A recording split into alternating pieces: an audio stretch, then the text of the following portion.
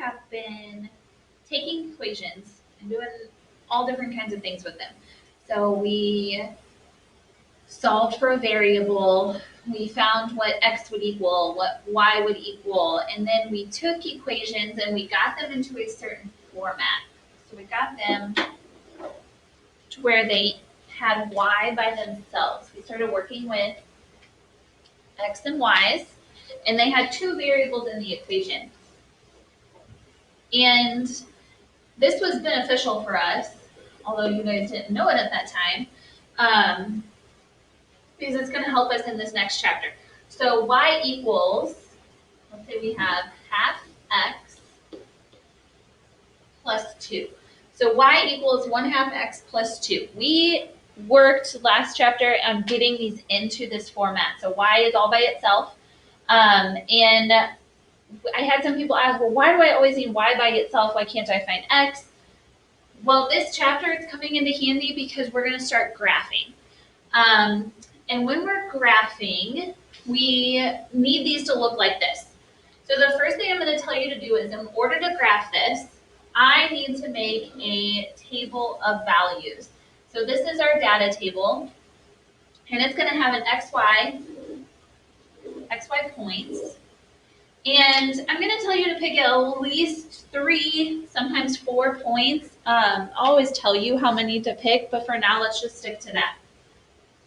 I'm going to choose really easy numbers for x. So I get to choose the numbers that go in for the x value, because when I put these on a graph, they're going to touch every x value on there. So whenever you're looking at a graph, don't forget that this is our x right here. This is our x line, and this is our y. So coordinates are always set up as x, y. So the x is the first thing that we do. I always like to tell people to kind of go side to side and then go up or down, depending on whether or not it's positive or negative. So I need coordinates in order to graph this point. And to get this line graphed, I can pick x values to go in there and solve for that y to see what that y would equal. So with this, I'm going to take this 0, that's my first point, and I'm going to plug it into this equation. I'm going to rewrite it out over here to get what that y value would equal. So I would plug in a 0 here and add 2 to it to find that value. So y equals half times 0, which would be 0, plus 2, which would give me 2 for my y value. And I'm going to do the same thing to 1. So y equals half times 1 plus 2. So y is 0.5 times 1, or half times a 1, plus 2 is going to give us 2.5. I'm going to do the same thing for the rest of these values. So I'm going to go ahead and rewrite this out so that you can see how I'm getting these numbers and why I'm getting these y values for this. And then I'm going to solve for y. So I've got a 3 here.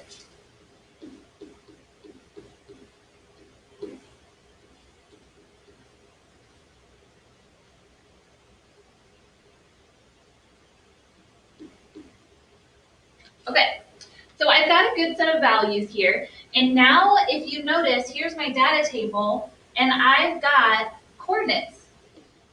So right here are the coordinates that I can put onto my graph. So these are all my x values first, my y values second. So what I'm going to do is I'm going to start over here. I'm going to take a different color so you can kind of see. And I'm going to plot these points on my graph. So 0, 2 is the first one I'm going to start with. So I'm going to start here at 0 on my x. I'm going to put the dot here just so you can see where I'm starting. You're always going to start on that 0, 0 mark. That's our origin. So I'm going to start at 0, and then it tells me 0 is my x value. I'm not going to go anywhere. I don't have to go left or right. And then it tells me my y value is 2. So since it's positive 2, I'm going to count up 2 points, and that is where my dot is going to go. So there's my first point. Now my second point. Again, I'm going to start at 0, 0. It tells me my x value is 1, so I'm going to actually go over 1 to there, and then go up 2.5. So 1, 2.5 would be right here. Okay. So now notice I'm not keeping those other dots there. I just had them on there so you can kind of see what direction I'm going, but I don't want to put a dot at each of those places. I'm just doing it for you so that you can see while I'm talking, since you actually can't see me working on the board. Okay, so I've got 2, 3. So I'm going to start at 0, 0 again, and I'm going to go over 2, 1, 2, up 3, 1, 2, 3. And that's where my dot's going to go. And then my last one, 3, 3.5. So 1, 2, 3, 1, 2, 3.5.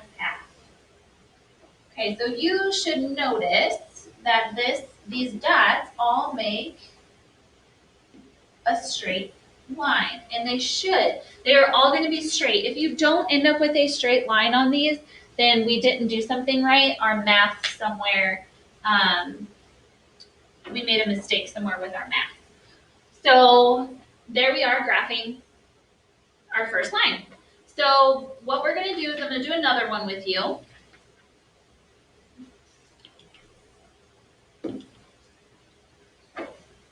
To kind of get that practice in. So now we've got y equals, here's our equation, negative 2x plus 1. And I want you to graph it. So in order to graph it, I need to make a data table of my points. My data table has x, y values. I'm going to do at least 4. You can do more, but I'm going to do at least 4. And now for my x values, I get to choose. I'm going to choose small and easy numbers just so then I don't have to worry about multiplying or doing anything with larger numbers. I'm going to go ahead and pick 0, 1, 2, and 3.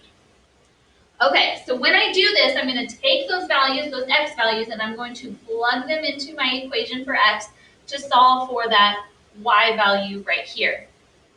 So I'm going to go ahead and write them out next to it. You do not have to. This is just so you can see where I'm getting my numbers from. So negative 2 times 0 plus 1. This is going to give me the y value of 1. Negative 2 times 1 plus 1. So negative 2 times 1 would be negative 2 plus 1 is going to give me a negative 1. And then I've got,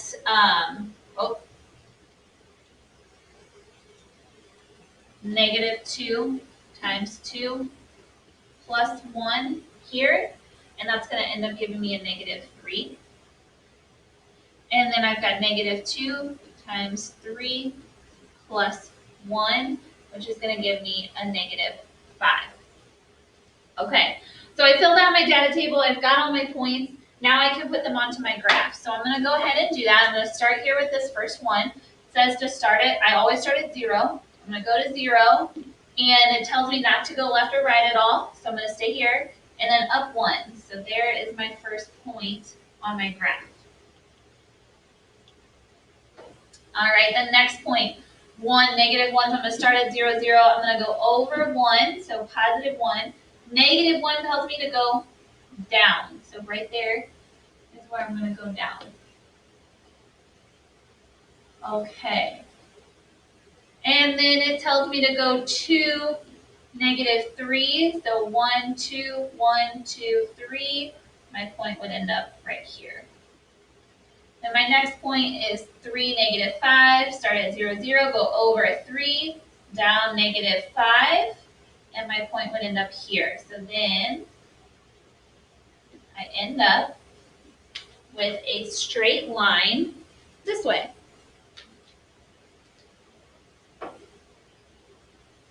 Okay. So those are the equations that we're kind of used to seeing right now, especially with how we were just rewriting. Now things might look a little different, or you might think that they're really easy. Now I've got a graph that says y equals negative 3. Okay, this looks different because I don't have an x, and I don't have any other numbers over there with that. So with that negative 3, so it's all by itself. And this line, you'll notice, is going to look a little different. So y equals negative 3. that means I'm gonna go make a data table if I wanted to, and make an XY data table. And I can pick points for X, so I'm gonna pick 0, 1, 2, and 3 again. But here's the catch, I don't have anywhere for those numbers to go. So I can't place 0 in for X because there is no X. So I don't have anywhere to put that in at. But here's what I'm gonna have you notice. What does it tell me in that equation? It says Y equals -3. So Y equals that. That's what it is. It's telling me that this Y is always gonna be -3. So if I plug that -3 in for that, this is what I would end up looking at. That means all of my Y values right here are going to be -3. It doesn't matter what the X is. It tells me Y will and always will equal -3. That's it. There's nothing else that it could be. So you can then plot those points. I'm at 0 and then -3. 1, 2, 3. So there's my line, my dot, I should say. 1, -3, 2, -3, 3, -3, and I can keep going. My line is going to look like this. And I can always kind of check myself. Y equals -3. Y can only ever equal -3 is what we just said. Well, if you notice, the only point that it crosses on my y-axis is at -3. It's the only place it's going to touch that y. And so then I know that I just graphed that problem right because it's never going to equal anything else. So a y equals is going to give us a horizontal line. So if y equals gives us that horizontal line, we now have to look at what would we do if we had an x equals. And you would know that we're used to getting them in y equals format. We're not used to having that x by itself. We always get y by itself. So I, again, could make a value, a table value, but here's the thing that's going to change on this one. It's now saying x equals 2, which means that here, all of my x values have to be 2. They can't be anything else. Now I can change my y values because those don't matter. And they don't matter because x will and always will be 2, nothing else. So here I can graph again. So 2, 0 is going to be here, 2, 1, 2, 2, 2, 3, and I could keep going. My line is going to end up looking like this because 2 is always going to be x. And again, I can check myself. Where does it touch on the x-axis? It only ever touches it on that 2, which tells me that I am correct. So for graphing, you get your equation to where y is by itself. So let's write this down. Just a little brief overview. This would be good for notes. Steps for graphing.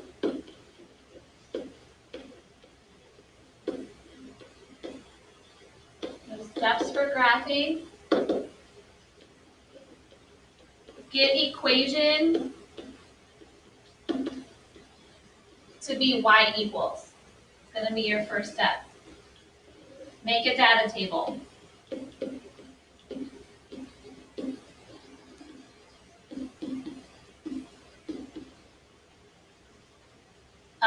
And on that, you're going to choose x values. They can be whatever you want. That might appear somewhere, like on a quiz. So choose your x values. And then once you find your x values, plug those in for x.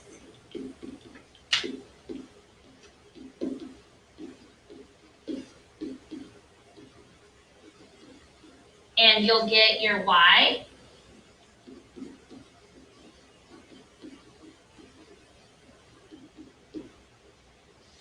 Then you have your points. Plot your points.